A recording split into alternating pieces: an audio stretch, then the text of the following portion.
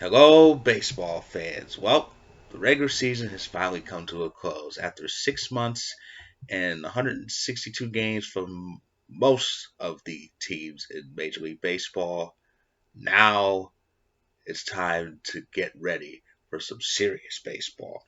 That's right. The postseason picture is all set. The last pieces of the puzzle were figured out this final week, as they always were. Um, of course, the early days saw Washington and Milwaukee all clinch postseason berths. Same with Tampa Bay and Oakland, which meant the Cleveland Indians said sayonara. The Cleveland Indians have the longest championship drought in Major League Baseball, and it now stands at 71 years. The team who used to have the longest drought, the Chicago Cubs, ended up eliminated because they lost 9 straight games in the stretch. So amazing. Both halves of the 2016 World Series are both out of the playoffs 3 years later. It also meant the end of the road for the Mets, though. They actually exceeded expectations. The fact that they stayed alive this long, despite being a train wreck, proved that they had something. And for the Phillies, oh, what a disappointment. The 2019 Philadelphia Phillies are the baseball equivalent of a box office flop. All that money they spent, $400 million approximately, and all for an 81-81 record in fourth place in the NL East. That's not good. That's not good at all. But let's focus on the positive here. Um, Entering the final day, the only thing that needed to be settled was the National League Central, and I have to say congratulations to the St. Louis Cardinals. What's in the water they're drinking in St. Louis? The Cards shocked people and captured the National League Central on the final day of the season, a division that a lot of people figured would be between the Brewers and the Cubs, but the Brewers ended up getting the wild card. The Cubs ended up getting the boot, as did Joe Madden. Joe Madden, after 5 years, will no longer be the manager of the Cubs, though I'm pretty sure he still should be getting the key to the city. So everything is all set for a terrific 4 weeks of postseason fun, which will start on Tuesday, October 1st. Let's start with the American League. The wild card game is the A's and the Rays. Now, the A's clinched home field that game, I think Saturday, and so that should be interesting.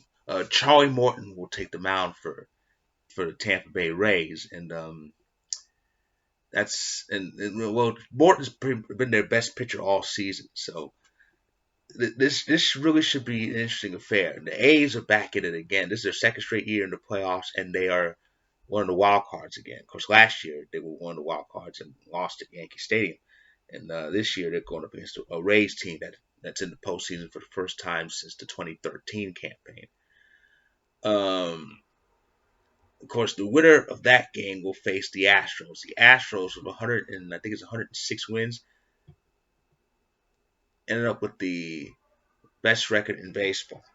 Of course, the Astros are 2 years removed from winning the World Championship for the first time.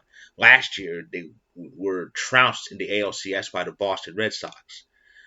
And so that should be. We'll see how this goes. It's definitely interesting because the A's are a wild card, yet they were one of the teams. They've been stifling Houston a lot lately, including winning, was it 21-7 in one game. So if the A's win this wild card game, they might give Houston fits. Emphasis on might. Okay, the other ALDS, Yankees and the Twins. First off, as a Yankees fan, let me just say how good it feels to not have to play that wild card game. I mean, I have nothing against the wild card game. I honestly didn't like Yankee fans kind of complaining about it 2 years ago. Oh, we have to play in the wild card game. Just win it. And we did that 2 years straight. We won in 2017 and we won that game in 2018. We proved we can win that game. But again, I will say it is so glad, it is so liberating that we do not have to play that game. We won the American League's Eastern Division for the first time since 2012. And an even better omen, we have 103 wins. We had that exact win total in 2009, which was the last time we won the World Series. So, and also what happened in 2009, we're facing the Twins in the ALDS. Oh boy, the Twins. Now the Twins really set the bar as far as home runs. Well, they and the Yankees did. Twins and Yankees hit the most home runs this season. They both reached 300. The Twins got there first, and the Yankees followed up. I think about a couple days later. Um, but the Twins have one glaring thing against them. They can't beat the Yankees in the postseason. No, no, no. The Yankees have been the Twins' bogeyman dating back to 2003. Uh, they have faced each other in 15 postseason games. The Twins have only won 2 of them. Ironically, those 2 wins were in the Yankee Stadium. Game 1 of each of the division series in 2003 and 2004. They have lost 10 straight postseason games to the Yankees dating back to 2004. And this includes being swept in the division series in 2009 and 2010. In 2010, Minnesota had home field. And of course, the wild card game 2017, it was Twins and Yankees. Twins, as we remember, uh, got Severino early, jumped out to a 3-0 lead early, but the Yankees quickly tied it up in the latter half of the inning and then took the lead and never looked back. So the Twins' history against the Yankees is shoddy at best. Will that change? It will eventually. Will that eventually? But will it change this year? I don't think so. I don't think so. But I'll give further detail on any division series predictions after the wildcard games are finished. On to the National League. The National League wildcard, Washington and Milwaukee. Now, the Nationals, first off, wow. I didn't give them a chance in hell after Bryce Harper got out of there. But it's amazing. The Washington Nationals made the postseason and Bryce Harper didn't. Some would say it's poetic. I think it's kind of funky, but it happened. The Washington Nationals are in the postseason. Their last postseason appearance was in 2017, not that long ago. But of course, the Nationals are one of those immensely cursed teams. How cursed are they? They're one of only 2 teams in Major League Baseball today that have never won a pennant. This is their 51st season of existence.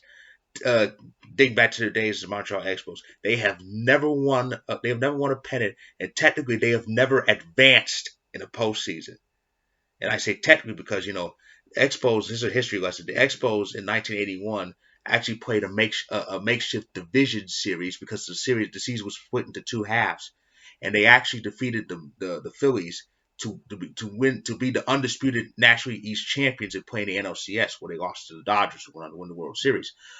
So, but that was kind of an imaginary postseason series. Technically, the Expos/Nationals have never advanced in the actual playoffs.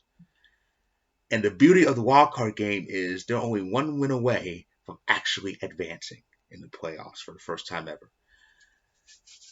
And their opponents are the Brewers, who even without Christian Yelich for the last part of the season, they've been without Christian Yelich for the last 2 weeks, 3 weeks, but they went on a winning tear. They've been winning games left and right. They surpassed the Cubs and nearly won the division. And the winner of that wild card game will face the Dodgers. Ah, yes, the Dodgers. Now, in the last 2 years, we've kind of been mocking them. I myself have been pissed off at the Dodgers because they couldn't beat Boston in the World Series. But one has to figure, as Chris Berman says, one's an accident, two's a trend, three's a problem. They've been to the World Series 2 years straight and lost both times. And for Dave Roberts' crew, one has to figure if the third time is not the charm, something has to change. Maybe the manager. But the Dodgers set a franchise record in wins. They ran away with the NL West. That division was over by All-Star break. So it's championship or bust for LA.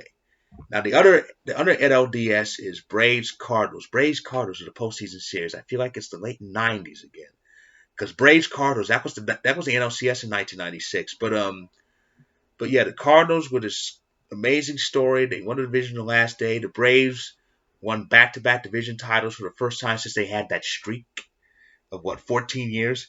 And uh, there's a grace period into how long they can keep doing this before expectations start to rise. And I think this is the last year of that grace period. They need to advance. They need to advance at least to the NLCS. Otherwise, it's going to be seen as failure. But they got a young core, so they have time. So the postseason is upon us, my friends, and I for one cannot wait for it. I love baseball's postseason. It's short, it's sweet, it's only 4 weeks long, but there's a lot of games crammed into it. It's no rest for the weary. It's gonna be very, very awesome, and I cannot wait for it. It all starts Tuesday with the National League wildcard game. The American League game is Wednesday, and the division series starts Thursday. Now I will be back with my predictions for the 2019-2020 NHL season, and I will recap Week 4 of this NFL season. So with that, I say, I forgot. I will recap the wild card games late Wednesday night. So with that, I say, enjoy the baseball postseason, my friends.